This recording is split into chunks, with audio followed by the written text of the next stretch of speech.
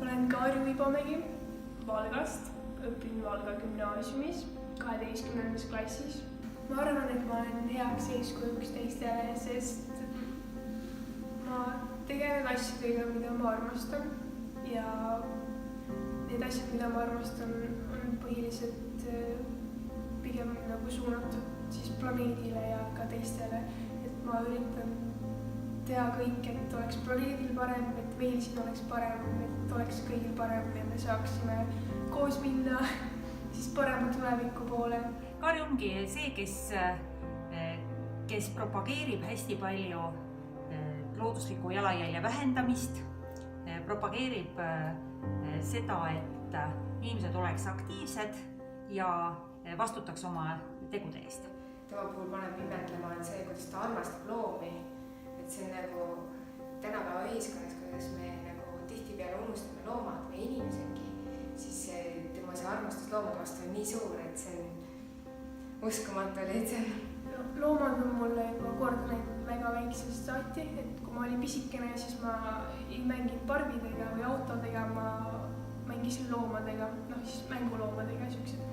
Kaari kõige suuremaks või üheks suuremaks teoks võib pidada tema eneseületust just esinemiste osas, et ta on selline kohati tagasihoidlik, et ta ei ole avalik suhtleja, et ta on õppinud ennast väljendama ja teistele siis rääkima enda tegudest. Kogukonna jaoks on Kaari panustanud palju. Üks põhilisi panuseid on see, et maakonnas on nüüdseks olemas põgenemistuba ja tema oli selle meeskonnas üks liikmeid. Kaari on õpetanud mulle toidu säästmist, et kõik, mis ma olen taldrikule laanud, selle pean ma ka ise ära sööma, et ei jääks toitu ära viskamisele. Kaari on teinud seda, et see friikannus, millest ta tegi ka oma uurimustöö, on mõjutanud ka nagu minu peret natukene, sellepärast et me oleme mõelnud selle peale, kuidas säästa toitu, et see ei läheks raisku, kuidas säästa üldse keskkonda, et sorteerida igasuguseid plastikpudeleid, asju ja prügi, et kõik oleks nagu ökonoomsem ja et olekski säästlikum. Ma olin 10. klassis siis ja järgmine aasta pidin hakkama tegema uurimustööd, siis ma mõtlesin, et see oleks väga hea teema, mille peale teha, kuna informatsiooni eesti keeles absoluutselt ei olnud.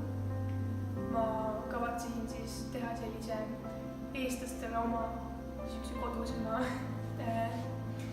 uurimuse, et ka iga põik saaks siis teada, millega tegu on. Mul on millegipärast, ma olen tähele pannud selline nagu energia, et kui ma midagi tegema hakkan, siis hakkavad mu sõbrad ka nagu tegema ja kuna ma tegelen heade asjadega, siis see on, ma ei tea, kui ma hakkan varjupaigas käima, siis mu sõbrad hakkavad sellest ise huvitama. Tegeleb võib-olla ratsutamisega, loomade varjupaigas, koerte jalutamisega, väga palju heategevusega, sõprade aitamisega.